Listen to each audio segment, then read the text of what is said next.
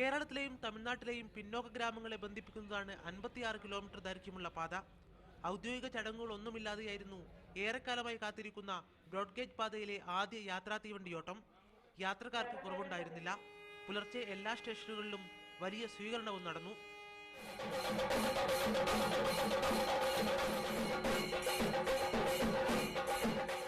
പാലക്കാട് ജനത ഏറെ കാലങ്ങളായി കാത്തിരുന്ന അല്ലെങ്കിൽ കൊതിയോടെ കാത്തിരുന്ന ഒരു വികസന പ്രവർത്തനങ്ങളുടെ പൂർത്തീകരണത്തിന്റെ തന്നെ മുഹൂർത്തത്തിലാണ് നമ്മളെല്ലാവരും ഒരുമിച്ചിപ്പോൾ യാത്ര ചെയ്യുന്നത്.